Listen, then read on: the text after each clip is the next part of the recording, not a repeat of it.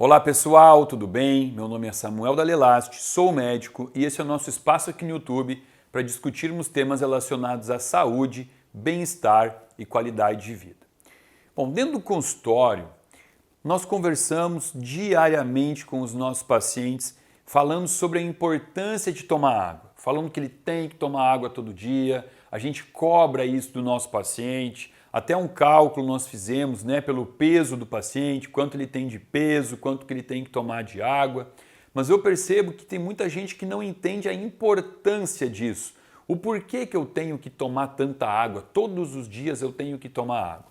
Bom, eu poderia ficar aqui mais de 12 horas falando para você sobre a importância da água no corpo.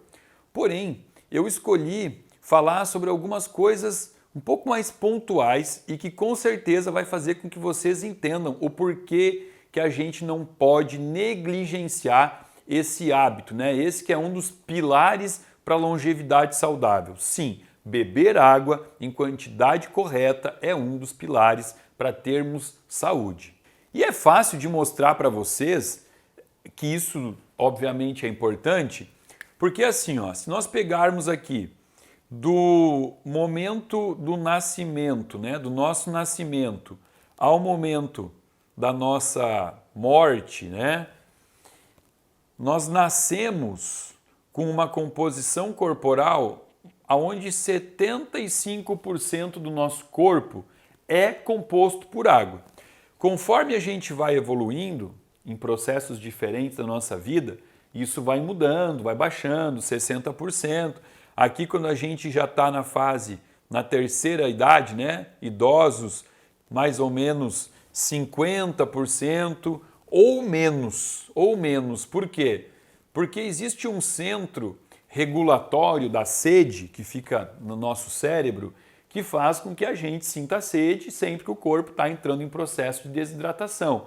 Só que no idoso isso não acontece, ele pode desregular esse centro e o idoso pode estar entrando em estado de desidratação e mesmo assim ele não sente sede. Então é muito comum desidratação no idoso porque às vezes ele não tem um cuidador que está aí perto dele, lembrando de dar água, Tem muito idoso que mora sozinho e aí vai deixando, vai passando, passa um dia, passa dois, tomando quantidades menores do que as ideais de água e o produto final disso é realmente um processo de desidratação.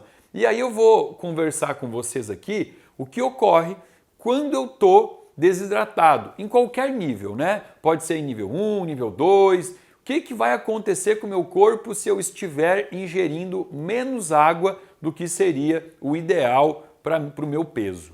E para a gente começar a entender isso, eu vou colocar alguns termos aqui para vocês entenderem que vai ser importantíssimo. Por exemplo,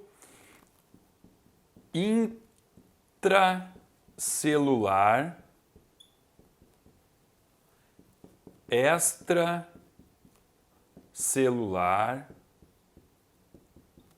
e intravascular. Quando eu estou falando sobre água corporal, eu vou usar esses termos. O que isso quer dizer? Sempre que eu falar assim, líquido intravascular ou líquido ou água intravascular, eu estou falando sobre o líquido que está nos vasos. É a porção de líquido que está nos vasos, dentro das artérias, dentro das veias. A gente tem uma estimativa aí, dependendo muito do peso do paciente, da composição corporal, mas um indivíduo de 70 quilos, ele vai ter em média 5 litros de sangue dentro das artérias. E, obviamente, a maior parte do sangue é plasma, porque plasma é água, O resto são células, que são as plaquetas, os glóbulos vermelhos, os glóbulos brancos e os eletrólitos. Mas quando eu falar em intravascular, é a água que está no vaso. Quando eu estou me referindo à água que está dentro da célula, no citosol da célula, aí eu vou estar falando da água intracelular. E a água que está fora da célula, então, é a água extracelular, a água que banha as células, E Aqui é muito importante eu entender que o principal íon que compõe o meu líquido extracelular é o cloreto de sódio, que a gente vai botar aqui, ó, NaCl. O cloreto de sódio, então, ele é o principal íon que compõe o líquido EC, extracelular. Então, a água extracelular é composta por algo que originalmente seria sólido. A composição natural do cloreto de sódio é sólida, só que ela tem que estar diluída. E por isso que a importância da água no extracelular é justamente fazer com que eu possa ter o sódio em meio aquoso, né? O sódio aquoso e o cloro aquoso. Porque, principalmente, o sódio ele vai participar de muitas reações químicas no corpo, só que ele só vai conseguir participar dessas reações se ele estiver em meio aquoso. Olha a importância da água aqui.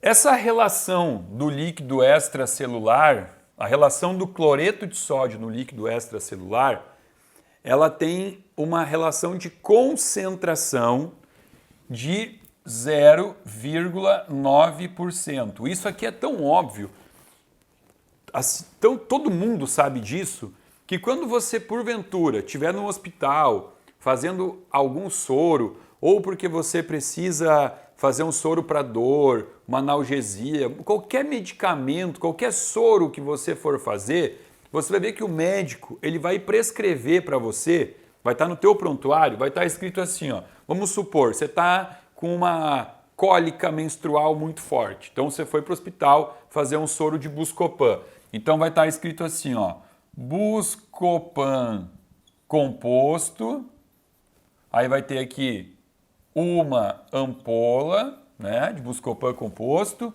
e embaixo vai estar escrito assim, ó, soro fisiológico 0,9%, 250 ml. E embaixo vai estar escrito alguma observação assim, ó, correr em 1 hora, né? Fazer o soro em 1 hora. Olha o que o médico botou. Soro fisiológico a 0,9%. Ele é um soro que contém NaCl na concentração fisiológica, porque o nosso corpo tem que manter esta concentração de 0,9%. Só que para isso é necessário tomar água na quantidade correta, porque se porventura você negligenciar essa tomada de água, você vai começar a mudar essa concentração fisiológica, vai ter mais concentrado e aí você vai começar a ter prejuízo da função do sódio no corpo. E quer ver eu mostrar para vocês uma função importantíssima do sódio? Existe uma bomba na membrana da célula, vamos botar aqui, ó, aqui está a célula. Então aqui dentro é o líquido intracelular e aqui eu tenho o líquido extracelular. Na membrana da célula existem bombas chamadas de bomba sódio-potássio. Isso é muito comum, muito famoso e a gente aprende isso, inclusive na aula de biologia da 4ª série. A professora Cleusa falou para você, você não lembra, mas ela falou da importância da bomba de sódio-potássio. Por quê? O potássio ele vai se encontrar muito mais aqui no intracelular. Então, potássio está dentro da célula. E o sódio ele vai estar aqui dentro da célula, aqui fora da célula, desculpa, em concentrações muito maiores, tá? E essa bomba, ela tem como função fazer a troca de sódio e potássio. Então ela tem que pegar o sódio que está dentro da célula, porque eu disse que aqui dentro predomina potássio, mas eu também tenho sódio, né? Vamos botar aqui, ó, vamos botar o potássio bem grandão aqui, porque o potássio é o que mais tem aqui e o sódio pequenininho. E aí aqui fora nós vamos fazer diferente. Nós vamos botar o sódio bem grande e o potássio pequenininho. A função dessa bomba sódio-potássio é jogar o sódio para fora e jogar, então, o potássio para dentro, para manter essa relação sempre adequada. Só que olha só, naturalmente, por osmolaridade, se eu tenho muito sódio aqui, a tendência é que o sódio queira entrar na célula. E se eu tenho muito potássio aqui, o potássio teria que sair da célula. Então entendam que essa bomba, chamada de bomba sódio-potássio, ela trabalha na contramão. É muito mais difícil para ela, porque ela tem que te botar sódio aonde já tem muito sódio. E ela tem que botar potássio aonde já tem muito potássio. Então, como ela tem que fazer um esforço, a gente fala o quê? Que isso aqui é um processo ativo, ou seja, é um processo que gasta energia. E se eu falei em energia, eu estou falando em ATP. Então é um processo que vai pegar aqui adenosina trifosfato e vai ter que transformar, trifosfato, adenosina trifosfato, vai transformar em adenosina difosfato, vai roubar um fósforo, né? E aí isso só ocorre essa reação em meio aquoso. Se eu não tiver o meio ideal para doar essa energia para essa bomba, manter essa relação adequada do sódio e do potássio, eu começo a ter pane no sistema. Porque essa célula que eu desenhei aqui, ela pode ser qualquer célula. Ela pode ser uma célula do fígado, que aí eu vou chamar de hepatócito. Ela pode ser uma célula do cérebro, que eu vou chamar de neurônio. Ela pode ser uma célula do rim. Ela pode ser uma célula de qualquer lugar do corpo. Porém, não importa que célula seja, essa relação de concentração de sódio e potássio é fundamental para manter a vida no corpo, para manter as rotas metabólicas acontecendo. Estão entendendo isso? A seriedade de manter esse sistema todo reguladinho, como se fosse uma engrenagem de um relógio suíço? Porque essa membrana aqui da célula, ela é responsável, essa troca iônica que acontece aqui, ela é responsável por estímulo elétrico, ou seja, o coração da gente, ele só bate porque ele recebe um estímulo elétrico. Olha a importância de manter os estímulos elétricos funcionando. É responsável por manter a via de condução da dor, da temperatura, da cognição. Como eu disse, para o corpo todo funcionar, eu preciso disso aqui em equilíbrio. Outras duas moléculas aqui vão também interferir no líquido extracelular. Uma é a ureia e a outra é a glicose. Tá? O sódio, a importância aqui do sódio, eu falei do sódio até agora, é porque o sódio ele tem uma espécie de ímã com a água. Tá? Aonde o sódio vai, ele leva água junto com ele. Sempre que eu transportei sódio para algum lugar, eu estou levando água junto. É uma relação quase como se fosse magnética, é um ímã. Só que a glicose também tem essa relação com água, de puxar a água para onde ela vai, menos do que o sódio, mas ela tem essa relação. Então, olha aqui a importância de duas doenças, né? Uma delas, insuficiência renal. Pacientes que por algum motivo desenvolveram uma insuficiência renal têm transtorno da ureia. Pacientes diabéticos têm também alteração de glicose. Então são duas patologias que translocam água para o lugar errado. Está levando água para o lugar errado. Está deixando a nossa célula com menos água dentro. Está levando tudo isso para o líquido extracelular. Né? Então são patologias que eu tenho que controlar, eu tenho que ter um cuidado. Diabetes, então, pelo amor de Deus, é uma das coisas que mais acomete a população atualmente e é muito fácil de curar quando o paciente ainda tem o pâncreas funcionando, né? Quando não é aquele paciente que usa insulina, ele simplesmente está diabético porque ele tem resistência insulínica.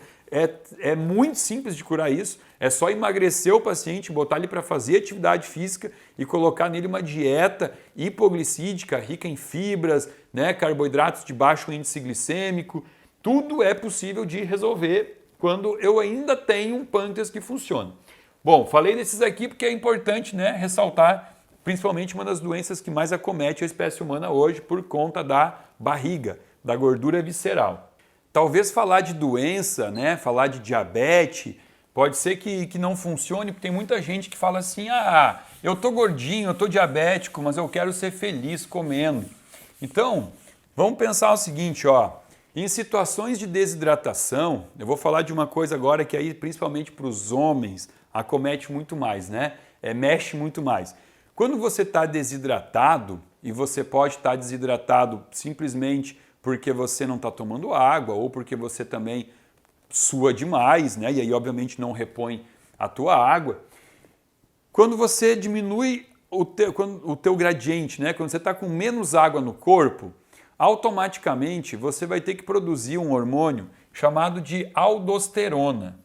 Aldosterona. A aldosterona é um hormônio que ele regula o tônus da parede dos vasos, né? Então aqui eu tenho uma artéria e quando eu tenho desidratação, eu produzo aldosterona para que ela faça vasoconstrição, ela vai fechar o calibre da artéria para manter a tua pressão arterial, né? Porque quando você está desidratado, a tendência é você ficar com hipotensão, pressão baixa. Então a aldosterona, ela vai manter a pressão arterial. Porém, olha o que eu botei aqui, aldosterona. Olha como é que termina, em ona. Tudo que termina em ona, seja dehidroepiandrosterona, pode ser androstenediona, testosterona, olha só, tudo isso vem da cascata que utiliza colesterol, né? O colesterol, ele pode estar oxidado, e se ele está oxidado, ele vai formar placas de gordura nas artérias, placa de ateroma nas artérias, que é o que gera um infarto, né, as isquemias. E se o colesterol não tiver oxidado, tiver bom, tiver saudável, ele vai formar uma substância chamada pregnenolona, que por sua vez vai se derivar em diversos outros hormônios, vai se derivar em progesterona, vai derivar em sulfato de dehidroepiandrosterona, vai derivar em cortisol, em testosterona, em aldosterona. Então, olha aqui, eu estou usando o colesterol para formar aldosterona. Então, eu começo a competir com a produção de testosterona. Aquela matéria-prima que podia estar indo mais para a formação de testosterona, que é um hormônio importante para a manutenção de massa muscular, para melhorar o libido, a vitalidade, a energia vital, eu vou estar perdendo ele porque eu vou estar produzindo muita aldosterona. Aí agora, quem sabe, né? Agora falando de baixar testosterona, as pessoas podem começar a se preocupar em tomar mais água. E para concluir aqui o vídeo, como eu disse, né, não vou concluir nunca tudo que eu poderia falar sobre água, mas quando o corpo ele entra em estado de desidratação, existe um mecanismo que vai inibir a perda de água. Então assim, por que quando você toma muita água, você faz muito xixi? E por que quando você está tomando pouca água, você faz pouco xixi e o teu xixi tem uma cor mais escura, um amarelo, né? Porque existe um mecanismo que te protege disso. Quando você está desidratado, na tua hipófise, no teu cérebro, você vai produzir um hormônio chamado vasopressina, que é um hormônio antidiurético, tá? A vasopressina produzida no cérebro, ela vai vir até os rins e nos rins ela vai se ligar num receptor VR que vai aumentar a ação da AMP cíclico, que por sua vez, AMP cíclico aqui vai aumentar, AMP cíclico vai aumentar a ação da PKA, que é proteína quinase A. E a PKA, por sua vez, vai aumentar a AQP2, que é aquaporina 2. Qual a função da aquaporina 2? Atuar de modo a impedir que o líquido saia do corpo pelo xixi. Então olha que coisa legal. Baixou o nível de água, a pessoa está tomando pouca água, bom, ela vai produzir na cabeça, no sistema nervoso central, um hormônio vasopressina, que vai ser jogado na corrente sanguínea, através do sangue vai chegar nos rins, nos 2 rins. No rim, se ligou ao receptor VR, estimulando o aumento de uma via aqui dependente de AMP cíclico. E AMP cíclico vai estimular uma via da PKA, proteína quinase A, que vai estimular a aquaporina 2. E a aquaporina 2 vai dizer, tranca tudo, segura a água no corpo, que esse paciente deve estar equivocado, ele não está tomando água. Bom, esse é um mecanismo que funciona perfeitamente, até que você beba álcool, porque o álcool, ele inibe esse mecanismo aqui. Então, olha o perigo de você ser uma pessoa que não bebe água na quantidade correta e ainda por cima ingerir bebida alcoólica.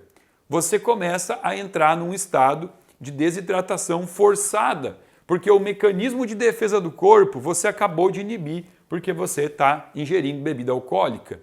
E aqui fica fácil de entender, né? Porque quando você sai, vai para a noite e bebe um pouquinho demais, você não sai do banheiro, né? Você fica indo no banheiro toda hora, você faz muito mais xixi porque você inibe essa via aqui. E aí, tudo aquilo que eu expliquei para vocês, a importância de ter a troca iônica perfeita ali entre o sódio e o potássio, ter essa célula, com a membrana da célula trabalhando de forma perfeita, você começa a ter isso tudo destruído porque você não colocou para dentro do corpo um líquido de graça, né? Porque você não precisa nem comprar água, tá? Tudo bem, água de qualidade, água mineral, ok, mas basta você investir num filtro que você vai comprar uma vez na vida, né? Porque se eu venho aqui e falo de benefícios de alguns alimentos, eu falei sobre o benefício do romã, eu falei sobre o benefício do Fisali, de outros alimentos, as pessoas falam, ah, mas isso é muito legal, mas é muito caro. Tá, mas hoje eu estou falando de água. Água, que está à tua disposição. E agora? Qual vai ser a desculpa para, a partir de hoje, você não fazer a continha básica aqui, né? Que eu já comentei com vocês, essa conta não é uma regra absoluta, mas de 30 a 50 ml de água para cada 1 kg de peso que você tem. Ou seja, se você tem 70 quilos, que é um peso médio, você vai fazer uma conta assim, ó, 70 vezes 30, quanto é que vai dar isso aqui? 2 litros e 100 ml de água por dia, né? Ou 70 vezes 50, 3 litros e meio de água por dia. Então você pode variar aqui dentro. E por que a gente fala de 30 a 50? Por que não tem um número certeiro aqui? Porque além de fazer um cálculo matemático, é interessante que a pessoa também aprenda a olhar para o seu xixi. Porque a cor da urina determina muito se você está desidratado ou não. A cor e o cheiro. Aquele xixi bem clarinho, né, que não tem cheiro nenhum, que parece realmente que você está urinando água pura, ele está mostrando que você está super bem hidratado. Então, se você com 2 litros e 100 está fazendo um xixi assim, ok, você não precisa tomar 3 litros e meio d'água, entendeu? Então, fazer uma conta para ter uma média e ainda por cima aprender a observar a cor, a transparência, o cheiro da tua urina. Bom, gente, sobre água, era só um vídeo para trazer essa mensagem para vocês entenderem o porquê que é preciso ter esse cuidado na ingesta perfeita, né? Não deixando faltar, não deixando o corpo desidratar e principalmente lembrando que óbvio que isso vai mudando ao longo do ano, porque quando você está no inverno você tem muito menos perda de água, você sua menos, no verão a gente sua muito mais, então isso não é uma regra que você vai estabelecer para a vida. Isso vai variar dependendo da estação do ano, dependendo da atividade física que você está fazendo, dependendo do tipo de alimentação que você tem. Se você come muita fruta, a fruta já tem bastante água. Então, por isso que aí entra a importância de um profissional que vai te acompanhar, ou seja, um nutricionista capacitado para te ajudar com todas as contas da ingesta de tudo que você precisa consumir, né? Seja líquido, seja sólido. Espero que tenham gostado do vídeo. Se gostou, por favor, dá um like. Não está inscrito no canal, se inscreva. E abaixo desse vídeo aqui você tem um link onde você pode acessar, se inscrever e fazer parte de um grupo VIP de pessoas que recebe conteúdo gratuito e exclusivo toda semana aqui do meu canal. Meu muito obrigado.